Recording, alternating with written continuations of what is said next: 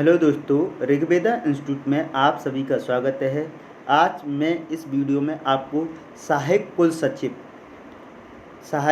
सचिव की इकाई 7, इससे पहले मैं इकाई 9 को कंप्लीट कर चुका हूं। ठीक है, जो पार्ट बी है आपका, कौन सा पार्ट बी का सिलेबस एक्चुअली में मध्य प्रदेश में मिल नहीं रहा है, इसलिए मेरे द्वारा ये छोटा सा प्रयास किया जा रहा है ताकि आपकी हेल्प हो सके। ठीक है, इसमें मैं पहले इकाई 9 को कंप्लीट करा चुका हूँ। इकाई 9 की मैंने 3 वीडियो अपलोड की थी, पार्ट 1, 2 एवं 3। ठीक है, अब हम स्टार्ट करने जा रहे हैं इकाई 7 को। ठीक है, ये भी आपके 2 से 3 पार्टों में कंप्लीट हो जाएगी। ठीक है, और ये आपको आगे डिटेल्स है।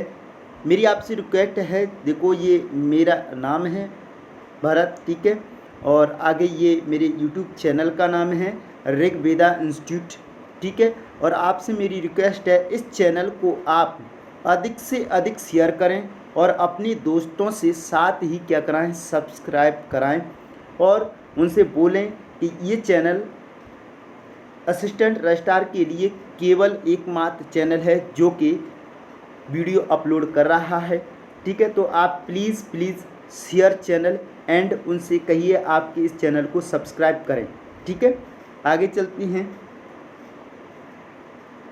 और इसमें देखो एक डिटेल्स और है, UPSC, MPPSC and other exam या अदर स्टेट्स के जो एग्ज़ाम होती हैं उनके लिए इस चैनल पर करंट अफेयर्स की वीडियो भी अपलोड की जाती हैं। ठीक है, करंट अफेयर्स की वीडियो रेगुलर अपलोड होती हैं। ठीक है, आप उनको भी देखें, क्योंकि देखो असिस्टेंट रजिस्ट्रार के आप अगर पुराने पेपर खोलोगे तो उसमें करंट अफेयर्स के भी 4 से 5 क्वेश्चन आए हुए हैं। ठीक है, जैसे नियामक आयोग का अध्यक्ष पूछा उन्होंने वर्तमान में, तो ये क्या है, करंट अफेयर्स से ही क्लियर होंगे। इसीलिए आप इस वीडियो को देखने के बाद करंट अफेयर्स की वीडियो भी जरूर देखा करें। ठीक है, क्योंकि एक एक बूंद से क्या होता है, घड़ा भरता है। उसी प्रकार कहीं ना कहीं, क्योंकि इसमें नेगेटिव मार्किंग भी की गई है, इसीलिए एक क्वेश्चन भी आपके लिए क्या है, बहुत महत्वपूर्ण है। ठीक है, आगे चलते हैं। देखो इकाई 7 जिसका नाम क्या है, शिक्षण एवं शोध। क्या नाम है, शिक्षण एवं शोध है। ठीक है, जिसका मैं पार्ट 1 अपलोड करने जा रहा हूँ।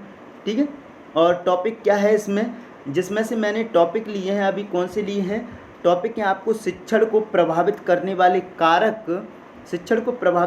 कारक एवं शिक्षण सहायक सामग्री। ठीक है, क्या है, शिक्षण सहायक सामग्री है। तो चलिए मैं आपको पूरी डिटेल्स दे चुका हूं और आपसे मेरा एक ही कहना है, चैनल को अधिक से अधिक शेयर करें। ठीक है, और उनसे बोलें चैनल को सब्सक्राइब करें प्लीज़, और आप भी चैनल को सब्सक्राइब करें। ठीक है, तो चलिए देख लेते हैं। पहला टॉपिक है शिक्षण सहायक सामग्री की परिभाषाएं। ठीक है, तो देख लेते हैं।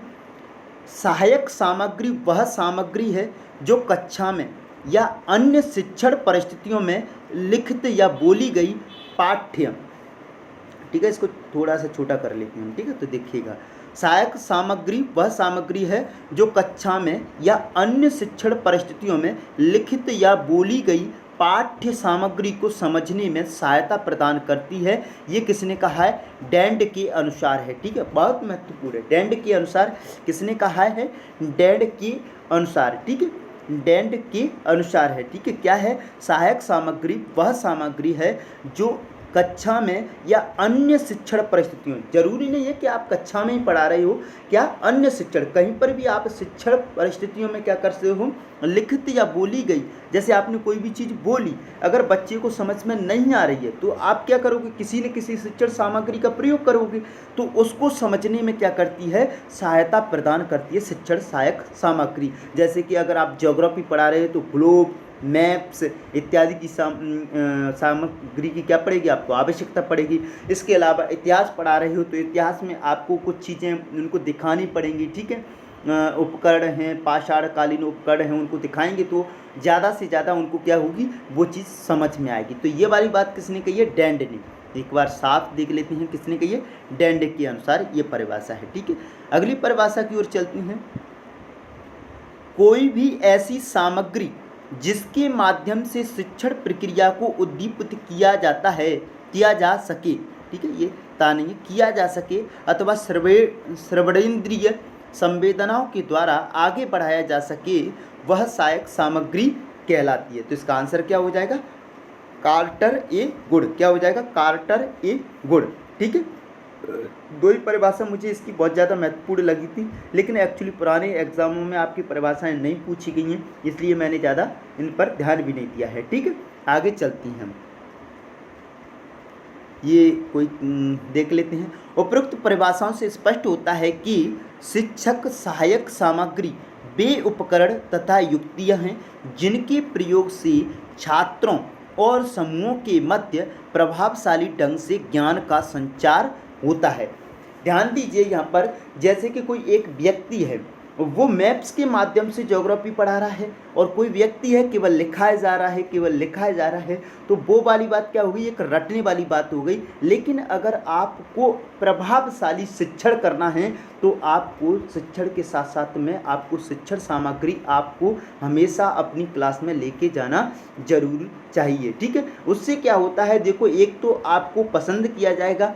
पसंद कैसे किया जाएगा? जैसे कि मान लीजिए भाई देखो, कहीं पर भी आप पढ़ाने जाओगे तो आपकी डिमांड बहुत अधिक रहेगी। ठीक है, तो इसीलिए क्या है, शिक्षण सहायक सामग्रियों का आपको अधिक से अधिक प्रयोग करना चाहिए।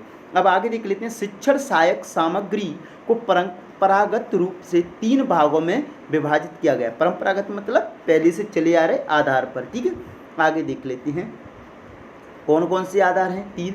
एक श्रव्य साधन होती हैं, दूसरे कौन से होती हैं? दृश्य साधन होती हैं, और तीसरे दोनों ही मिलकर होती हैं श्रव्य दृश्य साधन। ये 3 भागों में, या तो केवल आप उनको क्या है, कोई ऑडियो सुनाइए, या फिर उनको क्या है, दिखाइए, या फिर दोनों काम कीजिए।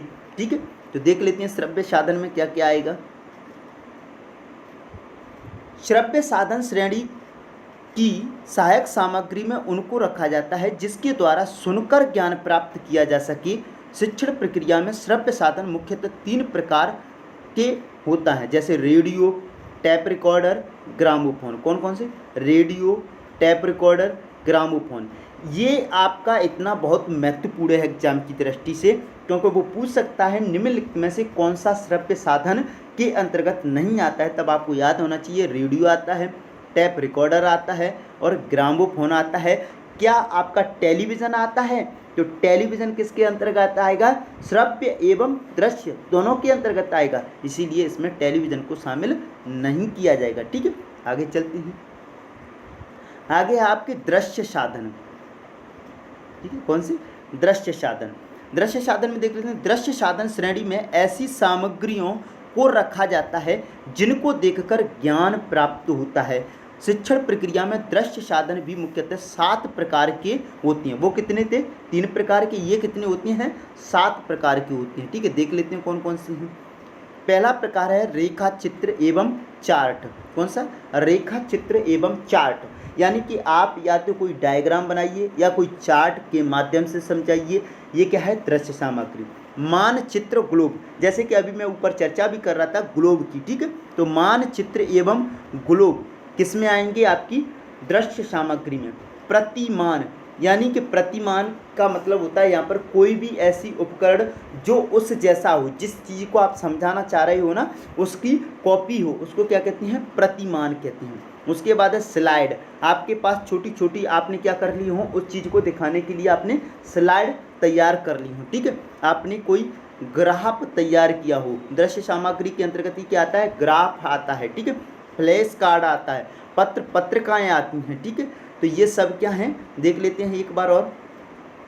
7 सामग्री ऐसी हैं जो दृश्य सामग्री के अंतर्गत आती हैं। कौन कौन सी? रेखा चित्र एवं चार्ट, मानचित्र एवं ग्लोब, प्रतिमान, स्लाइड, ग्राफ, फ्लैश कार्ड, पत्र एवं पत्रिका। ठीक है, आगे चलते हैं। अब आ गई आपकी श्रव्य दृश्य सामग्री। कौन सी? श्रव्य है और दृश्य भी है। श्रव्य दृश्य सामग्री वे साधन रखे जाती हैं जिनके द्वारा छात्र देखकर और सुनकर दोनों प्रकार से ज्ञान प्राप्त करते हैं। ठीक है, सुनेंगे भी और देखेंगे भी। श्रव्य श्रव्य दृश्य सामग्री भी 7 प्रकार की होती है, प्रकार नहीं 7 प्रकार की होती है। कौन कौन सी होती है? देखो अभी मैंने टेलीविज़न की चर्चा भी की थी, तो टेलीविज़न किस में है? दृश्य एवं श्रव्य सामग्री में है, ठीक है। तो टेलीविज़न, कंप्यूटर, मल्टीमीडिया, श्याम पट्ट, ठीक है।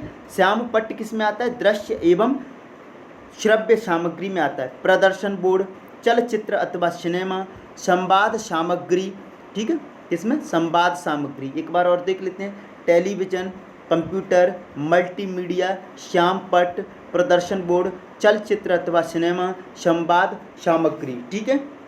आगे देख लेते हैं, सहायक सामग्री के उद्देश्य। ये तो हो गई आपकी क्या, शिक्षण में सहायक सामग्री क्या थी वो मैंने चर्चा कर ली। कितनी थी?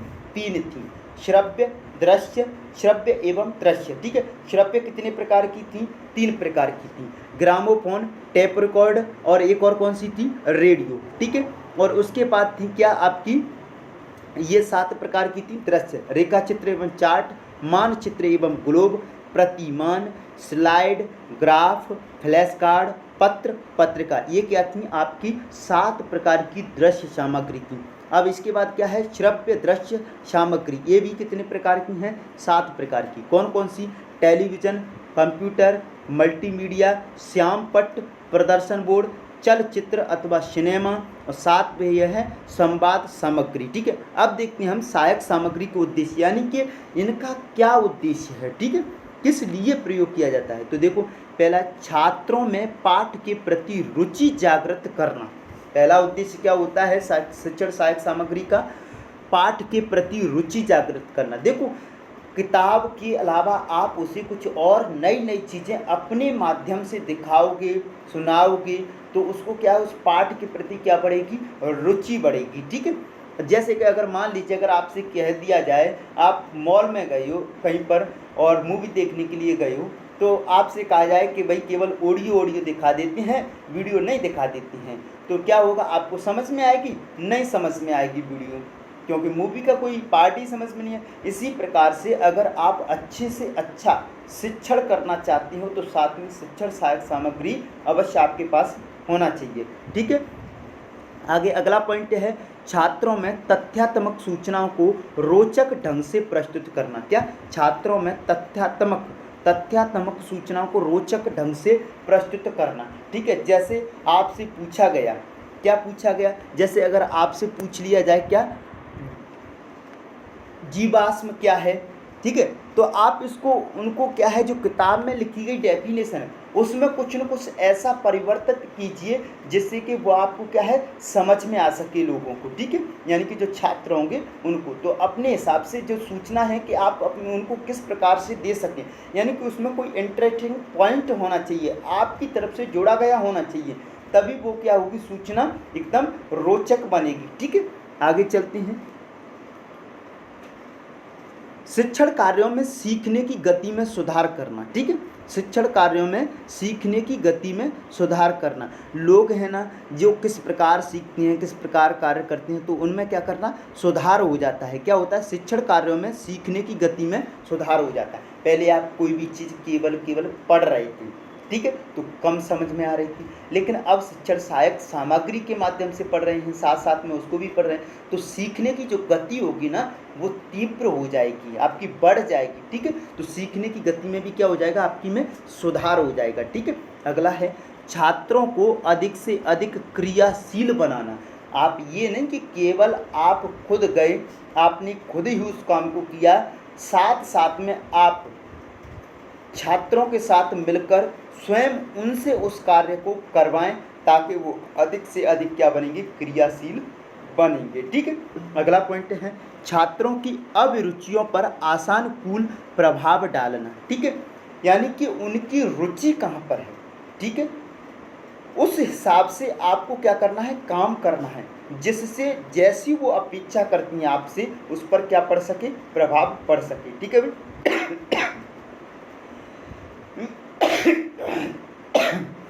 सॉरी,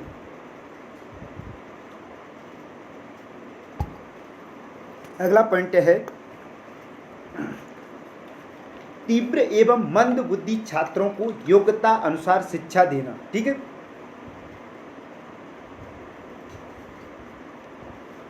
क्या है आपका तीव्र एवं मंद बुद्धि छात्रों को योग्यता अनुसार शिक्षा देना। यानी कि कुछ तीव्र बच्चे होते हैं क्लास में, कुछ मंद बुद्धि छात्र होते हैं क्लास में, और देखो दोनों ही छात्र क्या होते हैं, उपस्थित होते हैं एक साथ। तो आपको क्या करना है, इस मंद बुद्धि के साथ क्या काम करना है कि देखो जो तीव्र है वो तो आपकी बातों को समझ लेगा, पढ़ लेगा और खुद से भी कर लेगा, लेकिन इसको क्या करना है, क्लास के अलावा आप 5 से 10 मिनट उनसे बात कीजिए और साथ ही क्या कीजिए, उनको कुछ चीज़ें आप एक्स्ट्रा धीरे धीरे बताइए ताकि वो कक्षा प्रवाह धारा में जुड़ सकें। ठीक है, तो ये क्या है, उनकी योग्यता अनुसार आपको काम करना है। ऐसा नहीं कि आपने इसको भी 20 तक पहाड़ी याद करने के लिए दिए और ये मंद बुद्धि है इससे भी कहा कि आप भी करके ले आना, तो ये ऐसा पॉसिबल नहीं होगा। ठीक है, टेबल्स याद करने के लिए आप बोलोगे तो क्या है, एक कर पाएगा एक नहीं कर पाएगा, तो उनकी योग्यता के अनुसार आपको क्या करना चाहिए, काम करना चाहिए। ठीक है, आगे ये 6वें पॉइंट के बाद है आपका क्या, 7वां, जटिल विषयों को सरल रूप में प्रस्तुत करना। मैंने पहले भी बात की थी अभी, क्या कुछ चीज़ें ऐसी होती हैं जो कठिन होती हैं, उनको आप क्या करेंगे, अपने अनुसार ढालेंगे और सरल रूप में तैयार करेंगे, उसके बाद उसको क्या करेंगे, क्लास में प्रस्तुत करेंगे। ठीक है, और एक काम और करना है आपको, किसी भी क्लास को लेने से पहले आपको जिस भी पाठ को आप पढ़ाना चाहती हैं उसका पहले आपको खुद से अध्ययन करना चाहिए, तभी वो चीज़ें आप सरल कर पाओगे, अदरवाइज आप क्लास में नहीं पढ़ा पाओगे। ठीक है, 8वें पॉइंट की ओर चलते हैं, बालक का ध्यान पाठ की ओर केंद्रित करना। मान लीजिए क्लास में कोई उदंड बालक है, तो आप धीरे धीरे उसको क्या है, कक्षा प्रवाह या धारा प्रवाह में जोड़िए, क्लास की धारा प्रवाह में जोड़िए, यानी कि उसको क्लास के मुख्य केंद्र में लेकर के आइए, उनसे ज़्यादा बातें कीजिए। ठीक है, तो क्या करेंगे, पाठ की ओर केंद्रित होगा वो व्यक्ति। और साथ साथ में अगर क्लास थोड़ी सी दिक्कत वाली है, यानी कि परेशान करती है शिक्षक को, तो क्या करना है, धीरे धीरे उनको क्या करना है, क्लास की ओर उनका ध्यान केंद्रित करना है। और ये आप रोचक माध्यम से ही कर सकते हो, शिक्षण सहायक सामग्री के माध्यम से ही कर सकते हो। ठीक है, यानी कि जब शिक्षण सहायक सामग्री होगी तभी व्यक्ति का क्या होगा, पाठ की ओर ध्यान केंद्रित होगा। ठीक है, उसके बाद है अमूर्त पदार्थों को मूर्त रूप देना। अमूर्त पदार्थ का मीन्स होता है जिसकी ना शक्ल है ना सूरत है। ठीक है, केवल आपको पढ़ना है और आपको इमेजिनेशन करना है, फिर क्या करना है, उस इमेजिनेशन करने के बाद उस इमेज को एक कागज़ या पेपर पर आपको तैयार कर लेना है और उसके बाद मूर्त रूप देने के बाद लोगों को क्या करना है, दिखाना है। तो इसमें हमने किसका प्रयोग किया, शिक्षण सहायक सामग्री को, यानी कि शिक्षण सहायक सामग्री क्या करती है, अमूर्त पदार्थों को किस में बदल देती है, मूर्त रूप में बदल देती है। ठीक है, जैसे कि मान लीजिए क्या है कि आप क्लास में पढ़ा रहे हो, क्लास में अगर पढ़ा रहे हो तो उस समय आपके सामने अगर मान लीजिए हाथ से पढ़ा रही हो तो ठीक है, थोड़ा सा समस्या आएगी, लेकिन अगर प्रोजेक्टर है आपके साथ में तो प्रोजेक्टर से क्या करोगे, आप चीज़ों को अमूर्त थी उसको क्या कर दिया, आपने तैयार किया और उस इमेज को बोर्ड पर दिखा दिया, तो वो क्या होगा, मूर्त रूप में बदल गई। ठीक है, 10वां पॉइंट है छात्रों को निरीक्षण शक्ति का विकास करना। छात्रों की जो निरीक्षण शक्ति होगी वो क्या हो जाएगी, विकसित हो जाएगी। ठीक है, छात्रों की निरीक्षण शक्ति भी क्या हो जाएगी, विकसित हो जाएगी। ठीक है, आगे चलते हैं। आगे है, देखो पहला टॉपिक मैंने लिया था इसमें क्या, शिक्षण को प्रभावित करने वाले कारक एवं शिक्षण सहायक सामग्री। ठीक है, जिसमें से शिक्षण सहायक सामग्री आपकी कंप्लीट हो गई है। अब पढ़ेंगे हम शिक्षण को प्रभावित करने वाले कारक। ठीक है, कौन कौन से कारक हैं। ठीक है, तो देख लेते हैं शिक्षण को प्रभावित करने वाले कारक, देख लेते हैं। शिक्षा एक जटिल प्रक्रिया है जिसे अनगिनत तत्व प्रभावित करते हैं। यदि शिक्षक की शिक्षण प्रक्रिया प्रभावशाली नहीं रहेगी तो छात्र कुछ नहीं सीख पाएंगे और अंततः अधिगम की अधिकता हेतु शिक्षण का प्रभावी होना आवश्यक है।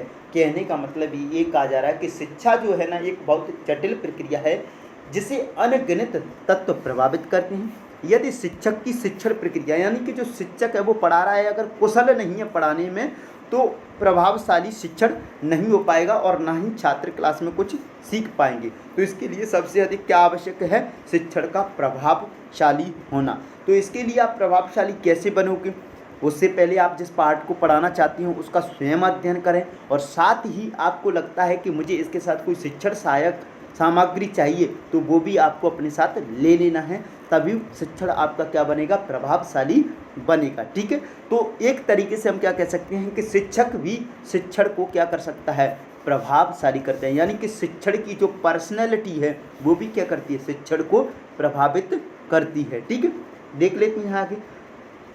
सुविधा की दृष्टि से इन्हें निम्नलिखित वर्गों में वर्गीकृत किया जा सकता है, जैसे शिक्षक की मानसिक एवं शारीरिक योग्यता, यानी कि कितना इंटेलिजेंट है टीचर, और शारीरिक योग्यता क्या है। मान लीजिए 2 दिन पढ़ाया, तीसरे दिन बेड पर पहुंच गए, यानी कि इतनी ऊर्जा ही नहीं है, तो ये क्या है, उसके अंदर शारीरिक योग्यता होनी चाहिए।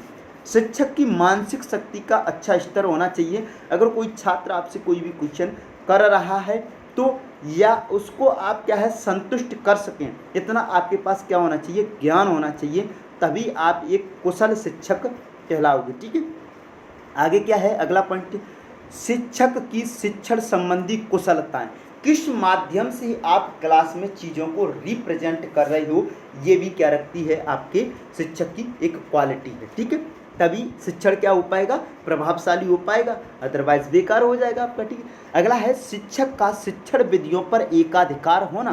कहने का मतलब आप जो शिक्षण करते वक्त, आपको शिक्षण करते वक्त कौन कौन सी बातें हैं उनका विशेष रूप से आपको क्या रखना चाहिए, ध्यान रखना चाहिए। ठीक है, अगर ये विधियां आपको मालूम हैं तो ही आप क्या है, प्रभावशाली शिक्षण कर पाओगे, अदरवाइज आप नहीं कर पाओगे। ठीक है, अगला है कक्षागत परिस्थितियां एवं वातावरण।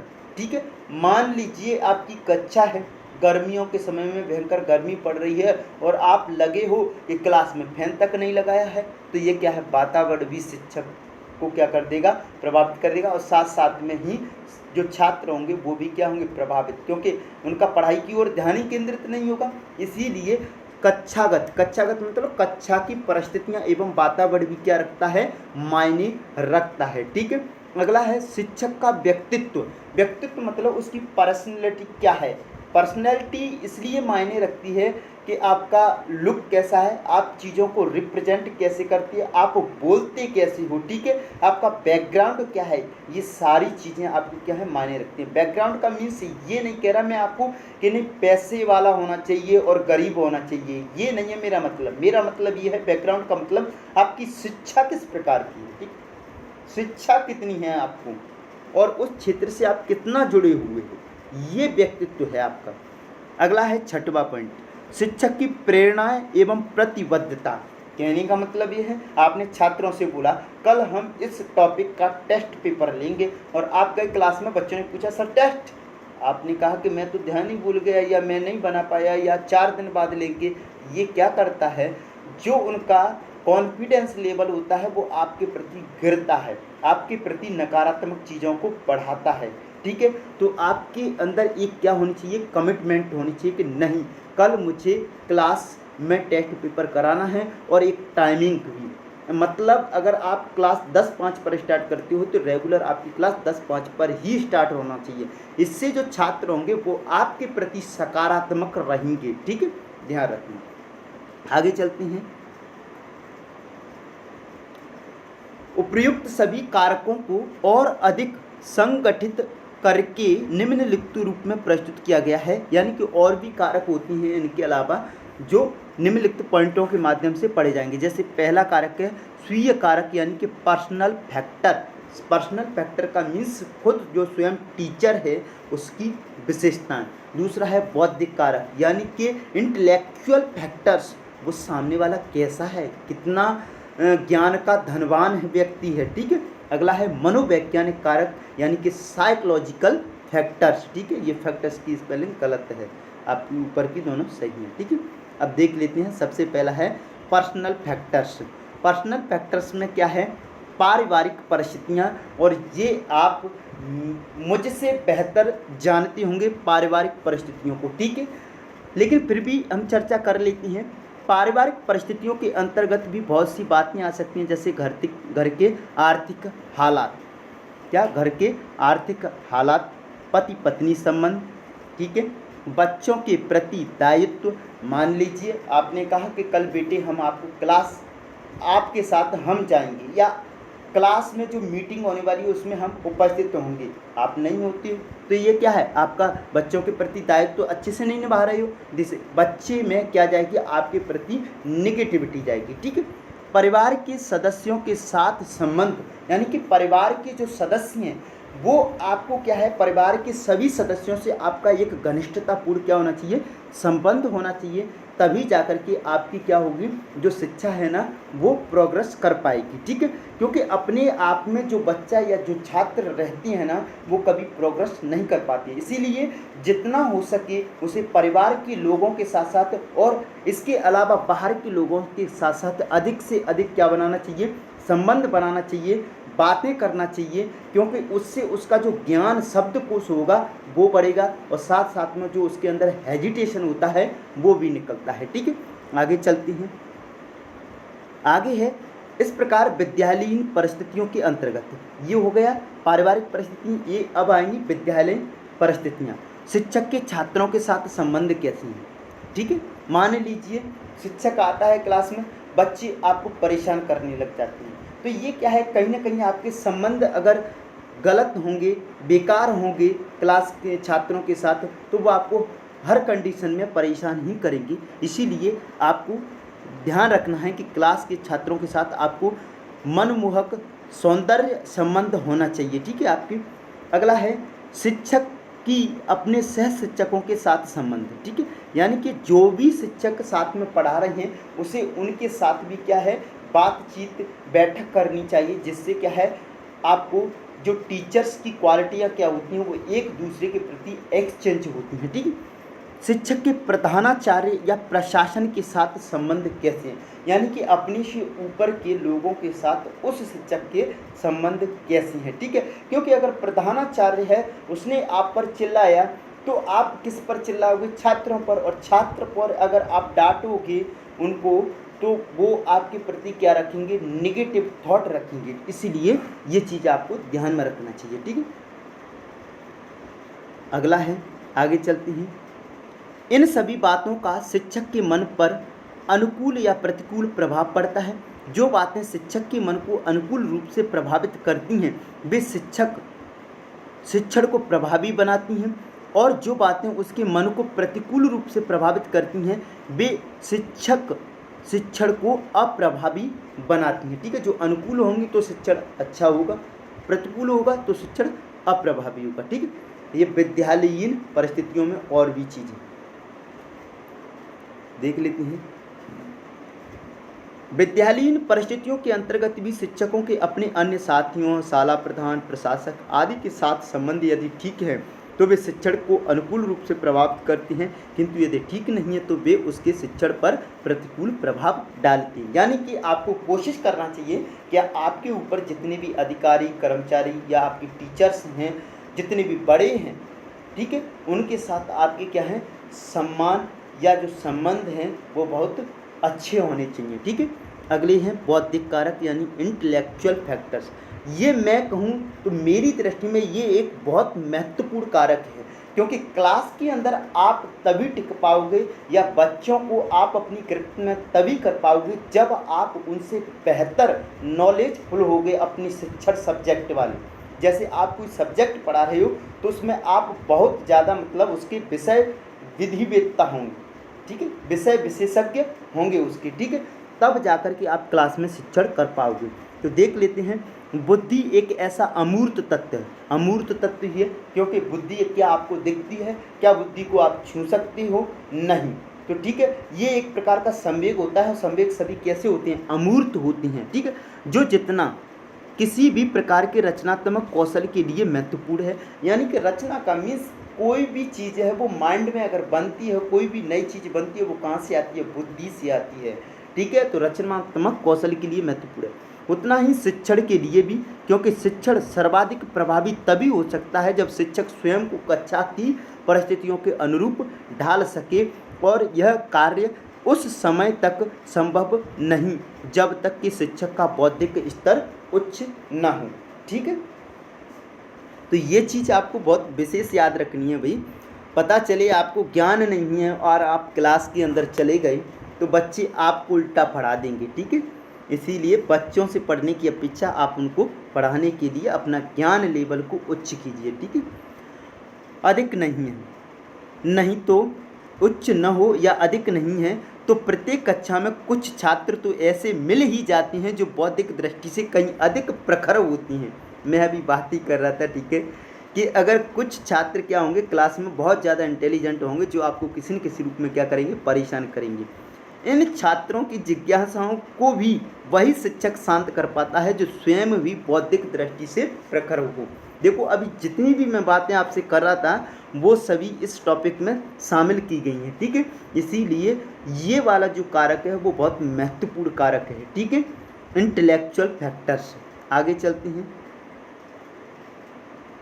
शिक्षक बौद्धिक दृष्टि से जितना उच्च स्तर का होगा उसका शिक्षण सामान्य उतना ही अधिक प्रभावी होगा। यदि शिक्षक प्रखर बुद्धि है तो छात्रों की शैक्षिक समस्याओं का समाधान उसी समय कर देगा, प्रतिभाशाली छात्रों की उत्कंठाओं को उत्तर दे सकेगा, बदलती हुई परिस्थितियों के अनुरूप स्वयं को ढाल सकेगा, ठीक है। ये वही कर पाएंगे जिनका इंटेलेक्चुअल फैक्टर है वो बहुत मजबूत होगा, ठीक है, वो लोग। आगे चलते हैं। और क्या क्या कर सकते हैं वो लोग। वह स्थिति का कहीं सुलभ ढंग से निर्णय ले सकेगा कि कहाँ तर्क से काम लेना है और कहाँ अनुभव आधारित ज्ञान से, ठीक है। ये यदि कोई बात ऐसी हो जिसे वह स्वयं नहीं जानता तो उसे स्वयं और जल्दी सीखकर शिक्षार्थियों को बता देगा। यानी कि एक फैक्टर से ये भी होता है कि क्लास में अगर आप पढ़ा रहे हो, छात्र ने कोई प्रश्न किया, मान लीजिए आपने उसको कभी भी नहीं पढ़ा, कभी भी सुनने में नहीं आया, तो आपका एक उत्तरदायित्व बनता है कि आप उनको गलत ज्ञान देने की अपेक्षा आप उनसे स्पष्ट बोलोगे कि इस तथ्य के बारे में मैंने कभी देखा नहीं है, ना ही मैंने इस चीज़ को लेकर के कभी कोई अध्ययन किया है, इसलिए मैं आपको इसके बारे में कल अध्ययन करके इसको स्पष्ट रूप से आपको समझाने की कोशिश करूँगा।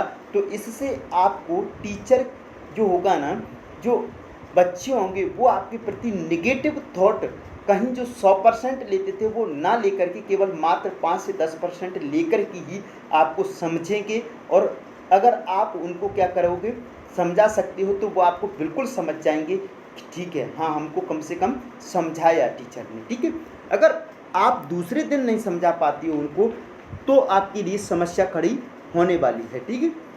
अगला लिखिए, यह निर्णय कर सकेगा कि कहाँ कौन सी विधि और कौन सी शिक्षण सामग्री उपयुक्त होगी, ठीक है। आप पढ़ाने गए ज्योग्राफी और आप लेके चले गए मेढक, ठीक है, भर के, और आपने उनको काट के सिखाना बताया कि कैसे चलाते हैं, कैसे सिखाते हैं, क्या अंक होते हैं, ठीक है।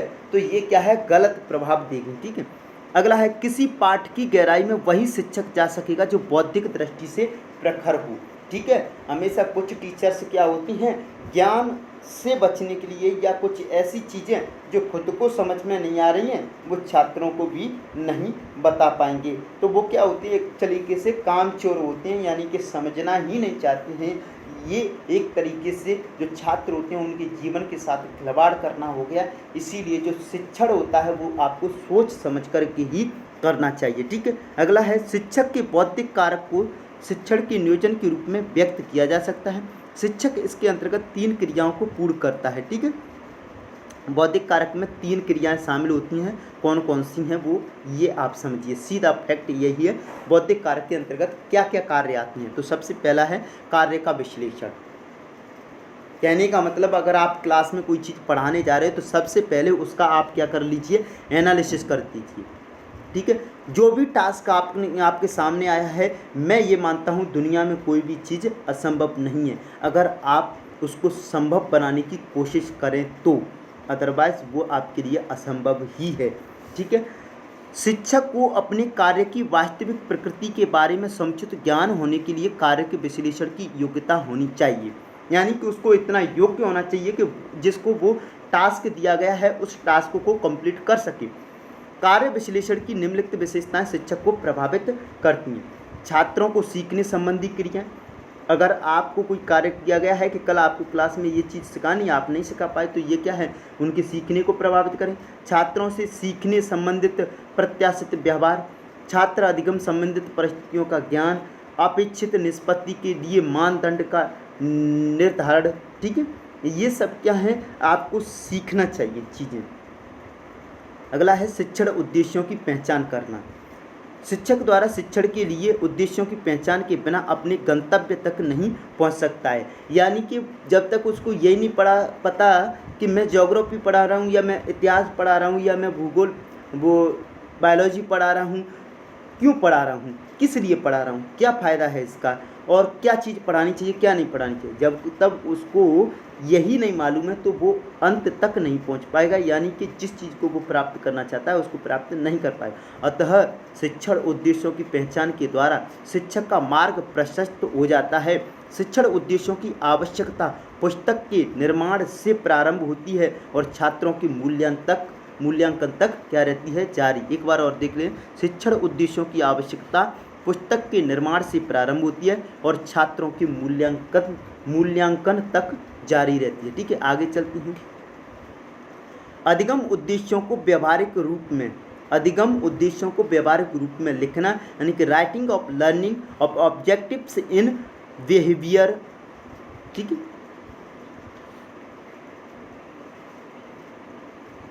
देख लेते हैं।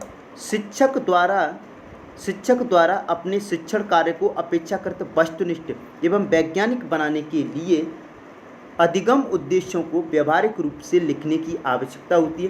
क्यों? शिक्षण को निम्नलिखित रूप से सकारात्मक रूप से प्रभावित करता है। ठीक है, आप समझिए, यह उद्देश्यों को विस्तृत रूप प्रदान करता है।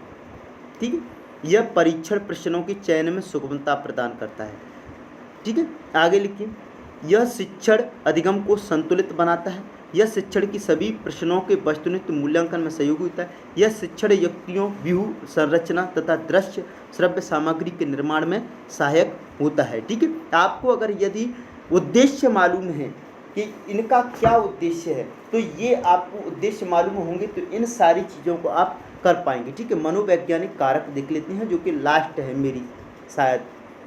मनोवैज्ञानिक कारकों के तहत अभिरुचि, रुचि, अभिवृत्ति, मूल प्रवृत्तियाँ, भावना, ग्रंथियाँ कारक आती हैं। यानी कि मनोवैज्ञानिक कारक कौन कौन सी होती हैं, वो चीज़ शामिल की गई है।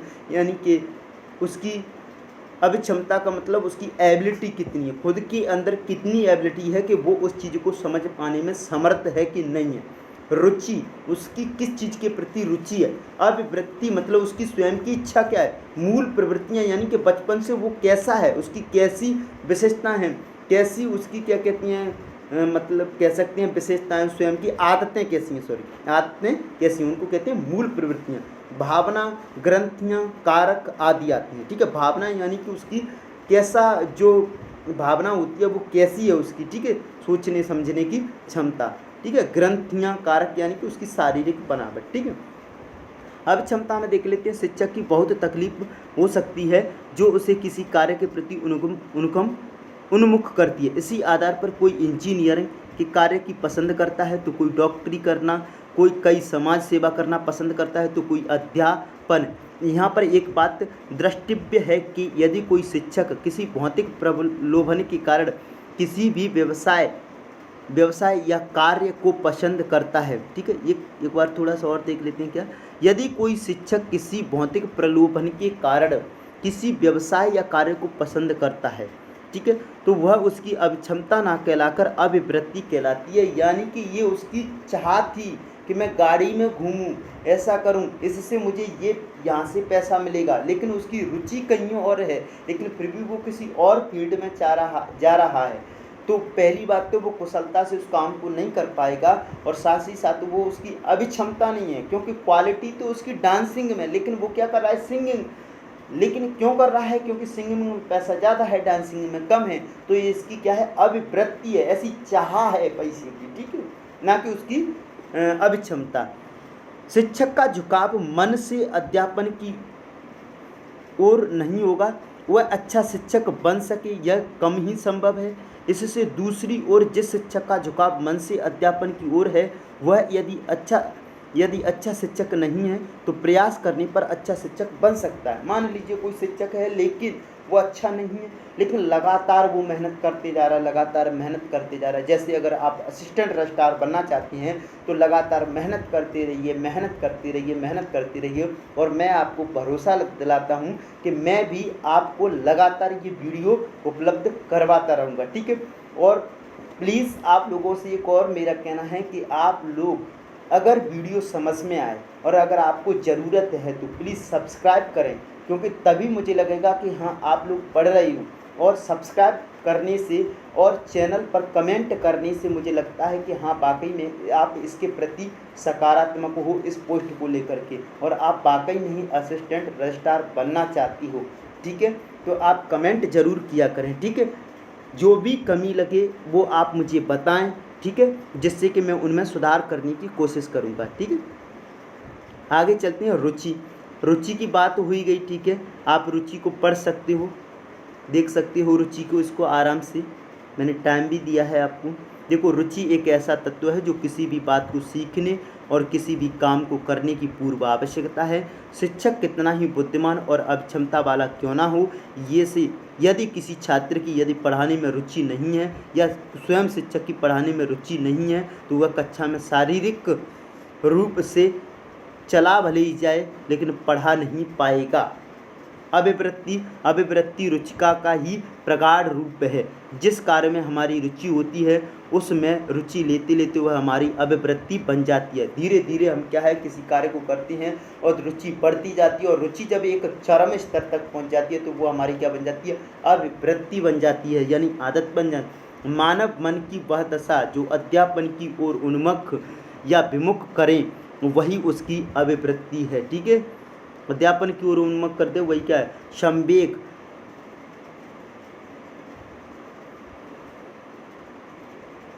हमने संभागों के भी दो रूप, संभागों नहीं ये पर संवेगों के, ठीक है, संवेगों के भी दो रूप देखे हैं। जिज्ञासा, साहस आदि क्या हैं, धनात्मक संवेग हैं। यानी कि किसी चीज को जानने की इच्छा कितनी है आपकी, जिज्ञासा, एकदम से उतावले हो जाओ।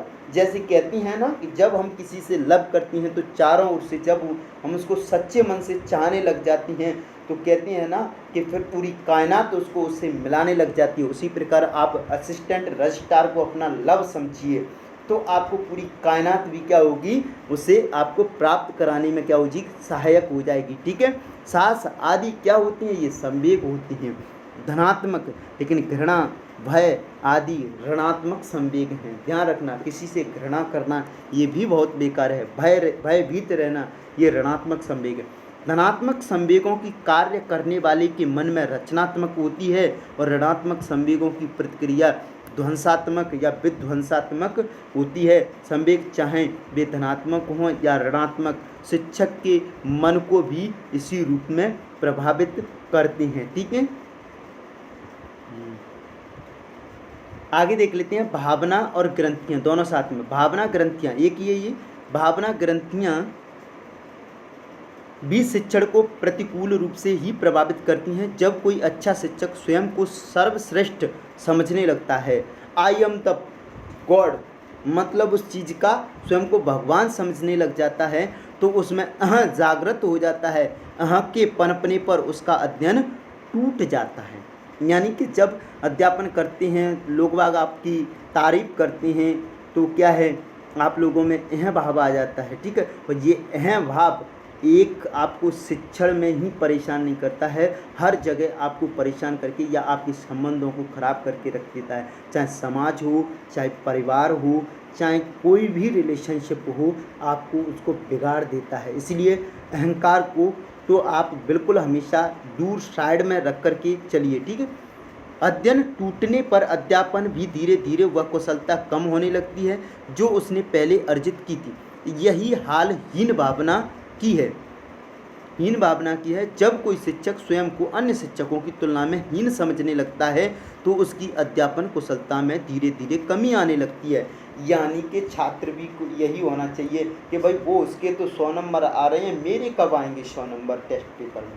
धीरे धीरे आप मेहनत कीजिए उसके बराबर, आप उससे मिलिए, ठीक है। लेकिन हीन भावना में मत जाइए कि नहीं इसके 100 नंबर आते हैं, हमें इससे बात नहीं करनी चाहिए, नहीं, बल्कि उससे पूछो कि आप कैसे पढ़ती हो, क्या करती हो, ऐसा क्या करती हो जिसकी वजह से आप इतनी अच्छा रिजल्ट देती हो। तो आप पूछोगे, आपकी बाकायदा उसमें क्या होगी, वृद्धि होगी आने। इस प्रकार दोनों ही प्रकार की भावना ग्रंथियाँ शिक्षक को ऋणात्मक रूप से प्रभावित करती हैं। तो ध्यान रखना है आपको दोस्तों, किसी भी प्रकार से अहंकार या हीन भावना में नहीं जाना चाहिए और लगातार आप अपनी पढ़ाई करते जाइए और जब तक मत रुकिए तब तक कि आप अपने लक्ष्य को प्राप्त ना कर लें। वीडियो देखने के लिए धन्यवाद। जय हिंद, जय भारत।